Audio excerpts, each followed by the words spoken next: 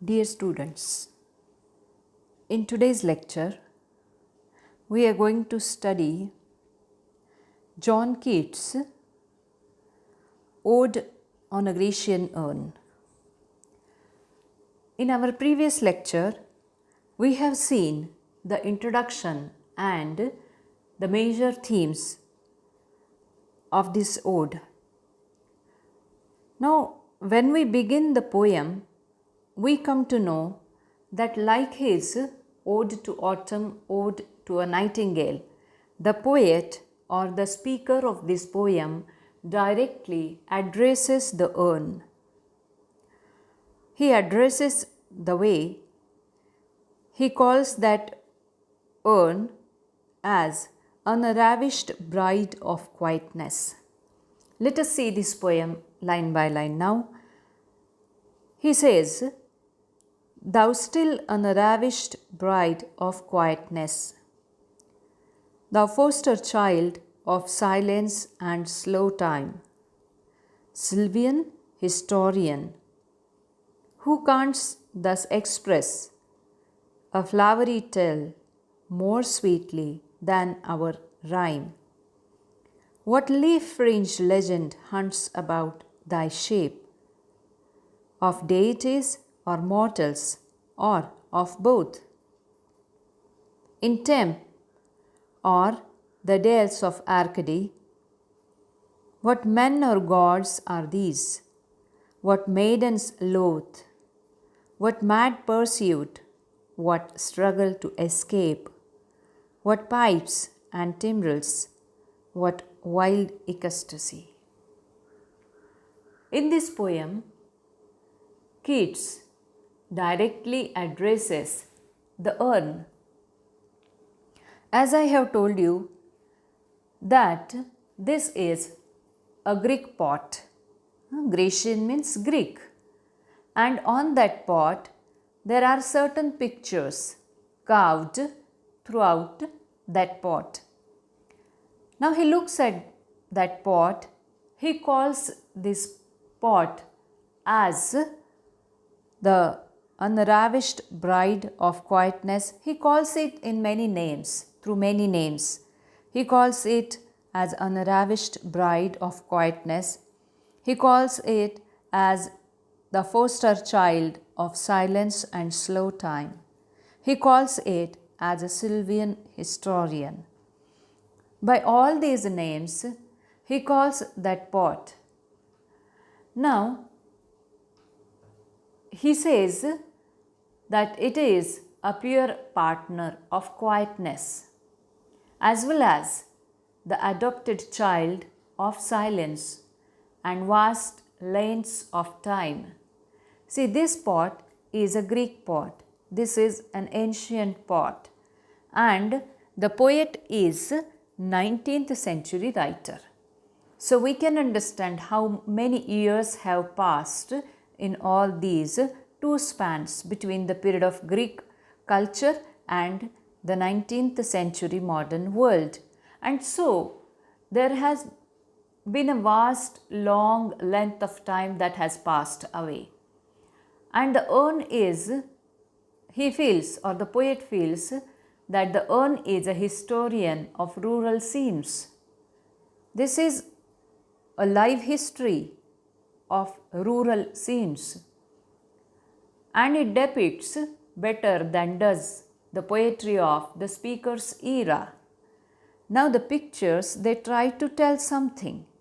Through those pictures, there are certain situations that the poet feels have become alive, and that is why he says that this picture, this sculptor has explained more in detail and more in a better way than the poetry of the speaker or poetry of Keats himself. Now, while looking at the beautiful shape, the beautiful pictures carved on that pot, the speaker wonders what stories are being told by the images on the urn. There are so many images carved in this particular scene. Now see, there are different scenes carved on that pot, and poet is talking about one particular scene in which he sees that there are some people there are, and he is unable to identify whether they are mortal human beings or whether they are gods. And he wonders here, he wonders what stories are being told by the images on the urn. Now, the figures that it depicts are human beings or gods. He wonders, he is not able to identify whether they are mortal human beings or whether they are gods, and which part of Greece they are in. As this is a Greek pot, so he tries to identify the particular location of Greece on which that scene might be based. The speaker wonders about the specific identity of male characters and the reluctant looking women, because there are men as well as women carved on that pot. The men are different, the body language of men is different, and the body language, the women are somewhat reluctant, and he tries to identify the characters, who those characters may be. He wonders the scenes, they show a chase as well and an attempt to escape. Now see what mad pursuit. In this line, the poet explains two contradictory things here. There is a mad pursuit, someone is falling and someone tries to escape. What struggle to escape? There are some musicians carved on that pot. What pipes and timbrels, what wild ecstasy. And he says, do the scenes show a chase and an attempt to escape? Now, noting the musical instruments on the urn, the speaker questions if the scenes on display represent some kind of delirious revelry.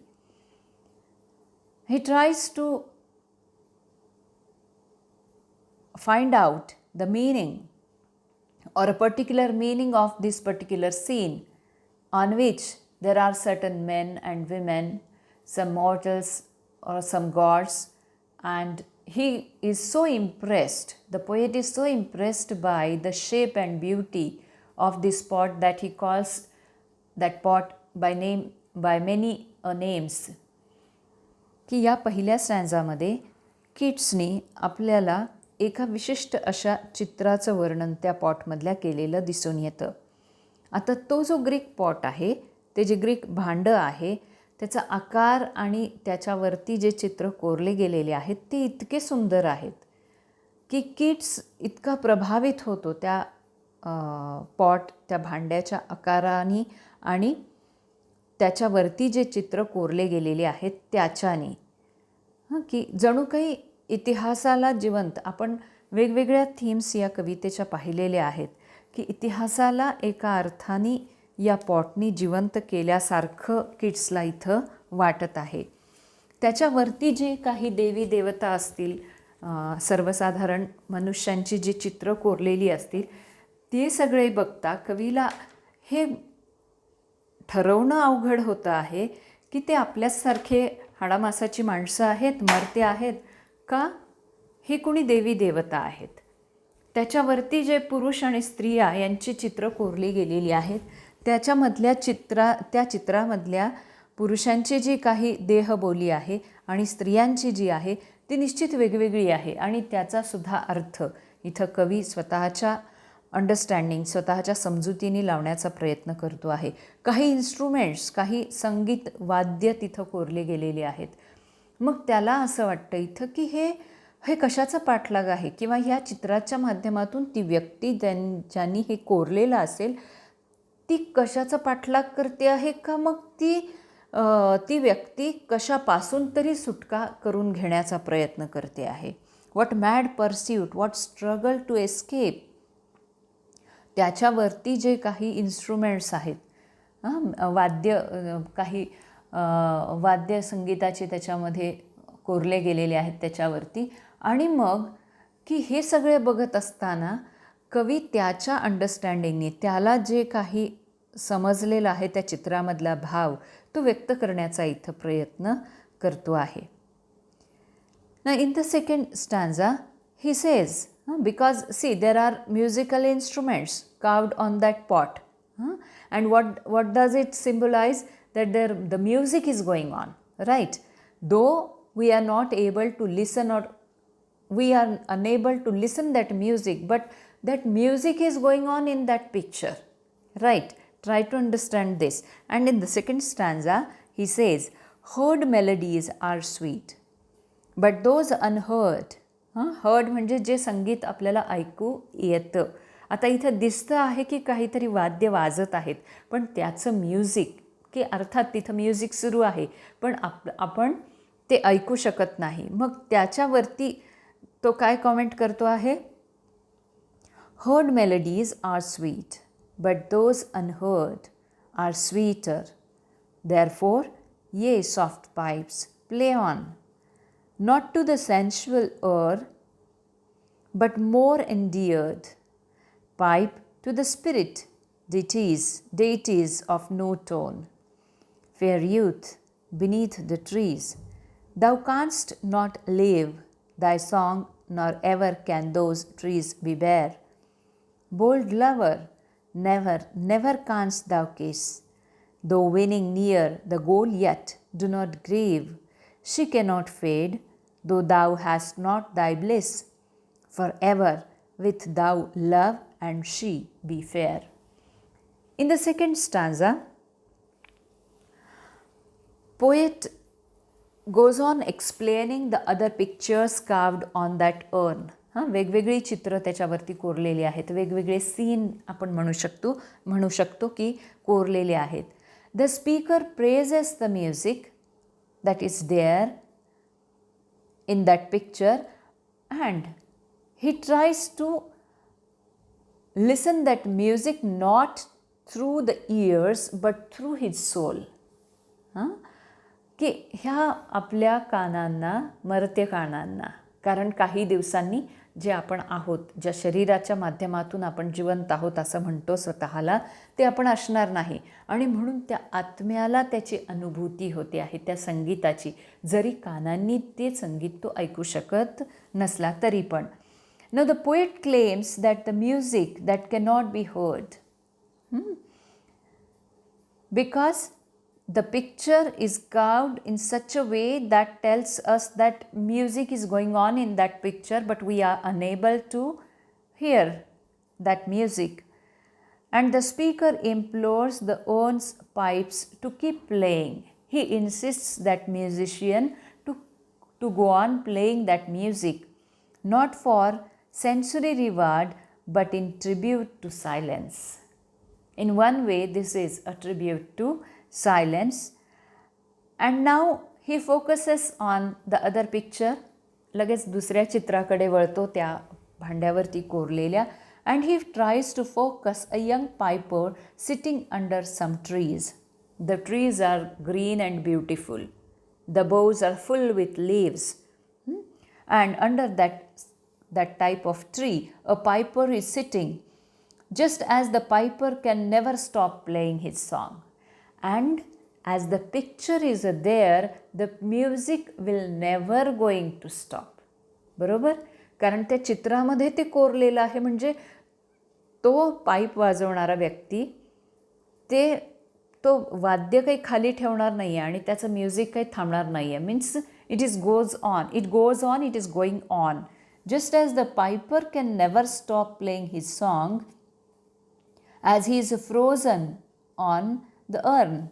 Fix केलं आहे त्याला, frozen केलेलं आहे, right, त्या चित्रावरती. So to the trees will never shed their leaves and the trees will never be bare. Right, की ती जी झाडं बहरलेली आहेत त्या चित्रांमधली ती तशीच राहणार आहेत, त्याची पानगळ काही कधी होणार नाही. The speaker then again or the poet then focuses on a scene that depicts two young lovers.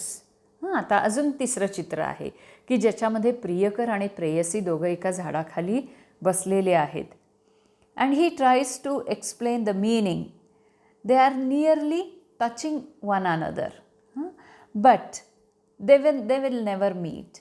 The speaker tells them not to be upset, की दोघं जरी बसलेले असले तरी तो प्रियकर त्याच्या प्रेयसीपर्यंत पोचू शकणार नाही. They will remain as it is. की वेगवेगळेच जे बसलेले आहेत ते तसेच बसलेले राहणार आहेत. And the speaker, the poet, tells them not to be upset because though the lover will not be able to kiss his beloved, he will always love her and she will always be beautiful. पण त्याचं तिच्याबद्दल असलेलं प्रेम कमी होणार नाही आणि तिचं जे सौंदर्य आहे ते जशाला तसं युगानुयुग ते सौंदर्य तसंच राहणार आहे. For ever she will be young and beautiful and for ever he will be in love with, that lover will be in love with his beloved. Now again, he goes on explaining the beauty of the boughs, the beauty of the trees that is carved on that pot. Yeah, happy, happy boughs that cannot shed your leaves, nor ever bid the spring adieu. या चित्रामधला जो वसंत ऋतू आहे तो कधीही संपणार नाही. And happy melodist, unwearied, forever piping songs forever new, more happy love, more happy, happy love, forever warm and still to be enjoyed, forever panting and forever young, all breathing human passion far above, that leaves a heart high sorrowful and cloyed, a burning forehead and a parching tongue.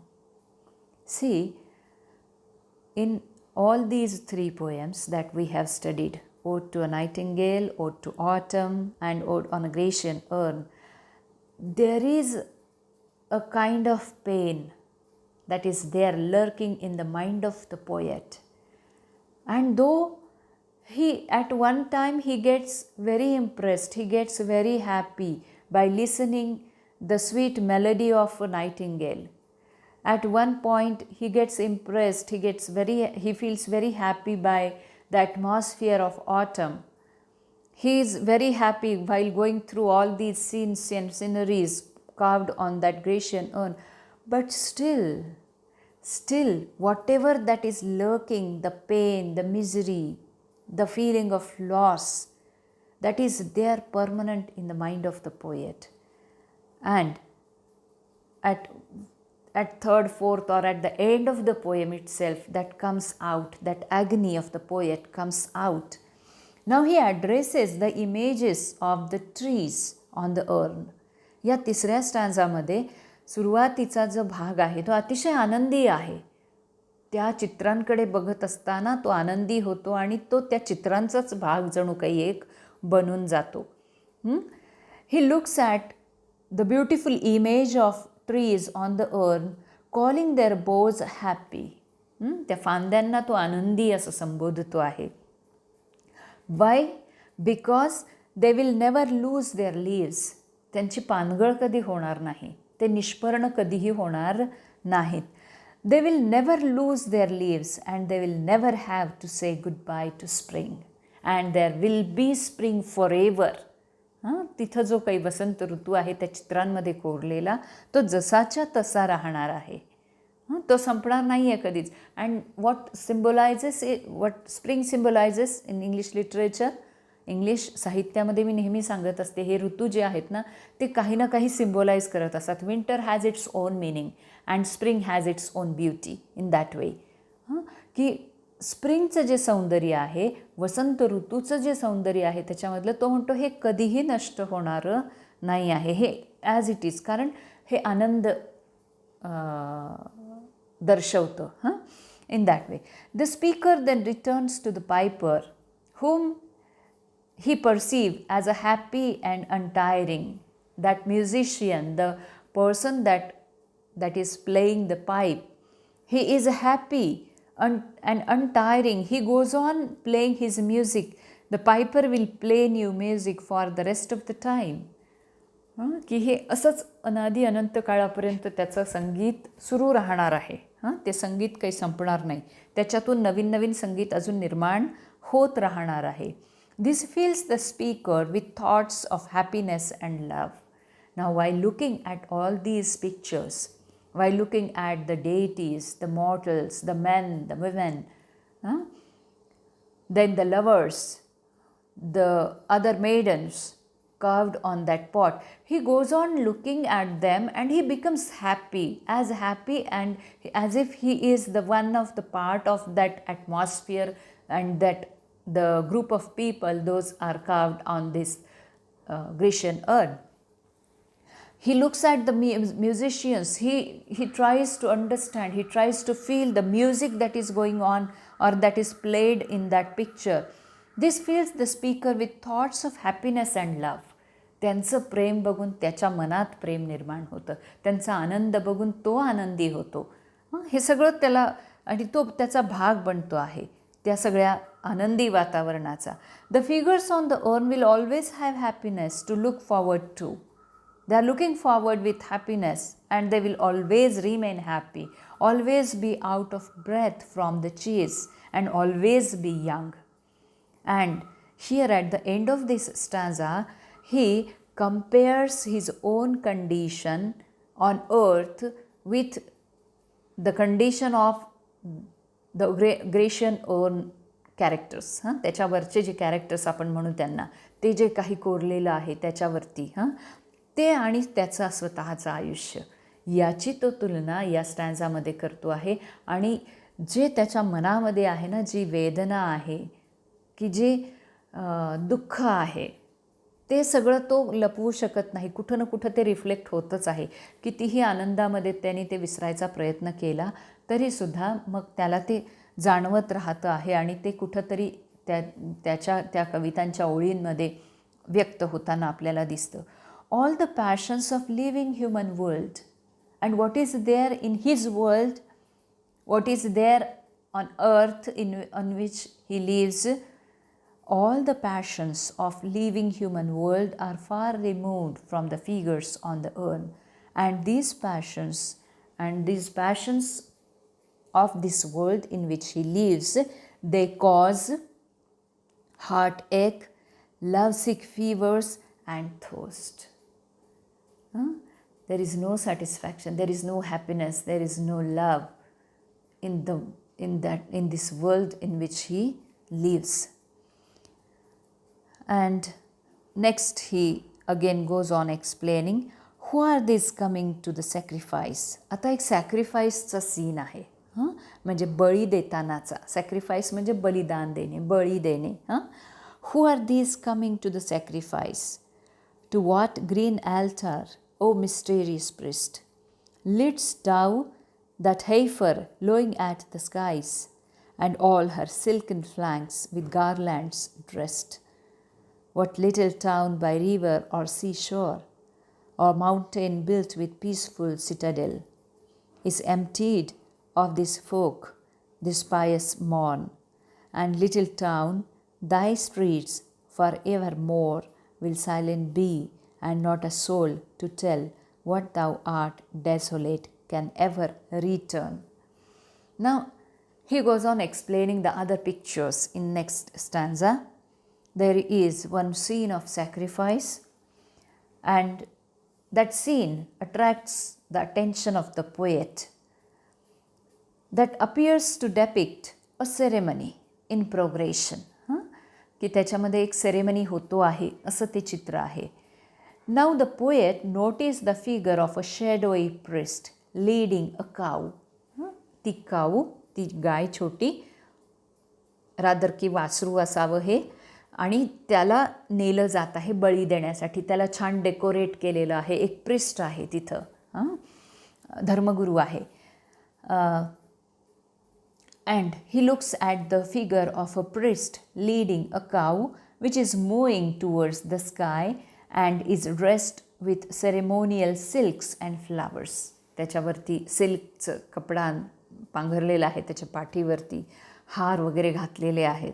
This image causes the speaker to wonder where those in procession have come from, which town by the river.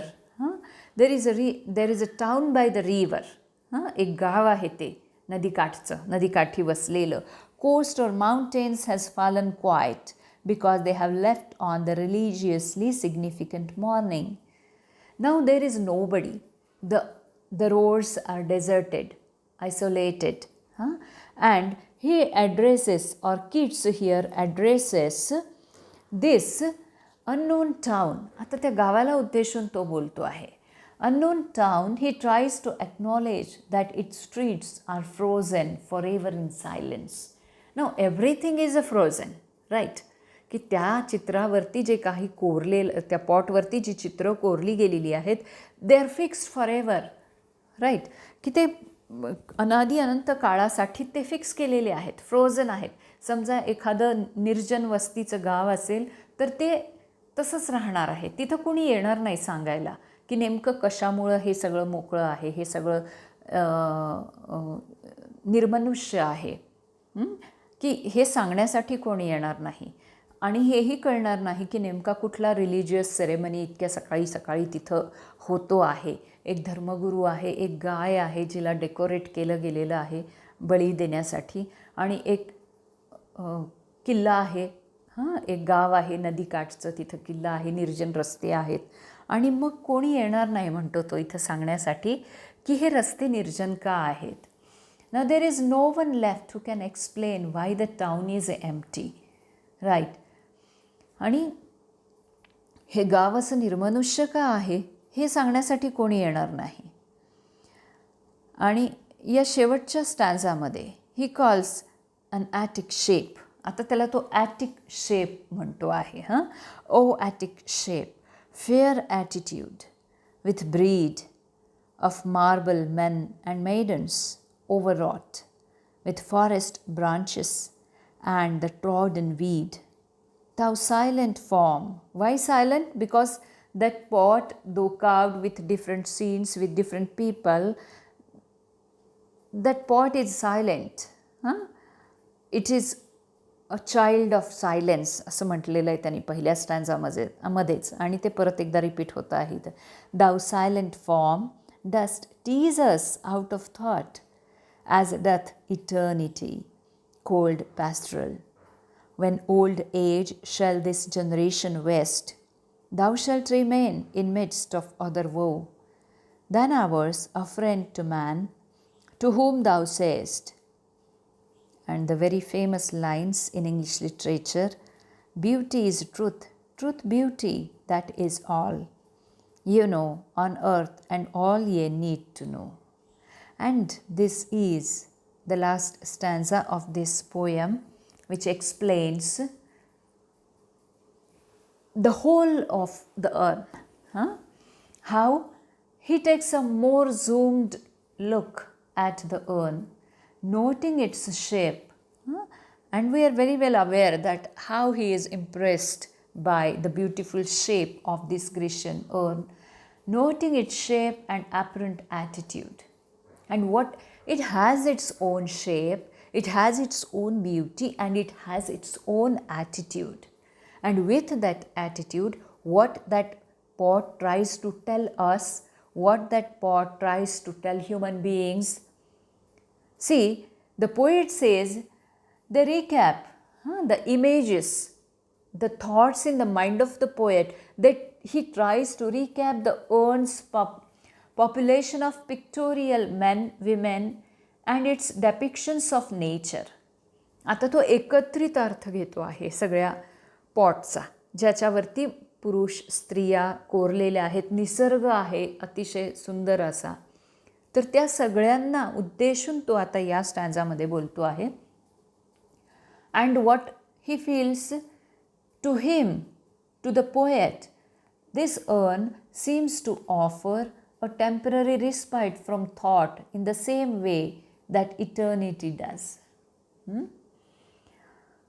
आपल्याला इटर्निटीची जाणीव आहे, बरोबर? म्हणजे आपण मरते आहोत. या पृथ्वी तलावर कित्येकांनी जन्म घेतला आणि ते नाहीसे झाले, दिसेनासे झाले. या कोविडच्या काळामध्ये तर आपण ह्याचा खूप अनुभव घेतलेला आहे की अति ओळखीच्या आपल्या नियर अँड डिअर वन्स, प्रियजन कुणी असतील, ज्यांनी कुणी गमावलेले असतील, किंवा असा एखादा कोपऱ्यावरच्या दुकानाचा एक दुकानदार असतो आणि तो एक दिवस कळतं की अरे या कोविडमध्ये तो गेला, एक आजोबा कुठंतरी फिरत असतात, आपल्याला कधीतरी दिसलेले असतात आणि मग कळतं की ही इज नो मोर नाव. हां, असे कितीतरी लोक आपल्या नजरेसमोरून अदृश्य झाले आहेत. राईट. म्हणजे पिढ्यानपिढ्या हे सगळं आपण बघत आलेलो आहोत पृथ्वीवरती, की माणसं जन्म घेतात, मृत्यू पावतात, पण तो त्या पॉटला म्हणतो आहे की तुझ्याकडे बघून इटर्निटी काय आहे याची आम्हाला जाणीव होते. भलेही ही जाणीव खूप टेम्पररी आहे. हां, कारण त्याच्या मनामधली जी उद्विग्नता आहे, जे दुःख आहे, जी वेदना आहे, त्याला तो पूर्णतः विसरू शकलेला नाही. मागच्या स्टँजामध्ये आपण बघितलं, तो म्हणतो की खूप फरक आहे तुझं जग आणि आमचं जग यांच्यामध्ये. त्या पॉटला उद्देशून तो बोलतो आहे. हां, आणि तू मात्र तसाच राहणार आहेस. हां, आता ते कधी ग्रीक काळातलं भांडं आहे बघा, आणि 19व्या शतकामध्ये ही कविता जॉन किट्सनी लिहिलेली आहे. इतका स्पॅन गेला आणि आज आपण 21व्या शतकामध्ये ही कविता अभ्यासतो आहोत. हां, म्हणजे ते अस्तित्व त्या पॉटचं कुठं ना कुठं तरी आहे आणि ह्या लिटरेचरनी त्याला अजरामर केलेलं आहे. म्हणजे जोपर्यंत हे साहित्य या जगामध्ये अस्तित्वात आहे तोपर्यंत हे ग्रीक भांडं असंच अस्तित्वामध्ये राहणार आहे. आपण जाणार आहोत. जॉन किट्स गेलेला आहे, त्याची पिढी गेली पूर्ण, त्याच्यानंतरच्या पिढ्या गेल्या, पण आजही आपण ज्या पद्धतीने किट्सनी त्याच्या सौंदर्याची तारीफ केलेली आहे या कवितेच्या माध्यमातून, ते तोही निघून गेला, पण आपण आज अभ्यासतो आहोत. कदाचित आपणही जाऊ आणि आपल्या नंतरच्या पिढ्या हे अभ्यासणार असतील. बरोबर. आणि म्हणून ही जी इटर्निटी, शाश्वतता आहे काही गोष्टींमधली, आपण नाही आहोत शाश्वत, आपण संपणार आहोत. आणि म्हणून ही शाश्वतता, त्याची कुठंतरी मानवी मनाला खूप खूप ओढ आहे आधीपासून. आणि म्हणून अमृत वगैरे सारखी संकल्पना आहे की ज्याला कुणाला ते अमृत मिळालं तो अजरामर झाला, त्याला मृत्यू स्पर्श करू शकत नाही, अशी ही जी आख्यायिका आहे, अशी ही जी समजूत आहे. आणि म्हणून कदाचित ह्या अमृत नावाच्या संकल्पनेचं माणसाला खूप अप्रूप असावं. आणि म्हणून कवी इथं म्हणतो आहे that sea of marble men and maidens overwrought with forest branches and trodden weed, thou silent form dost tease us out of thought. आणि तू आम्हाला चिडवतो आहेस का, असंही तो इथं म्हणतो आहे.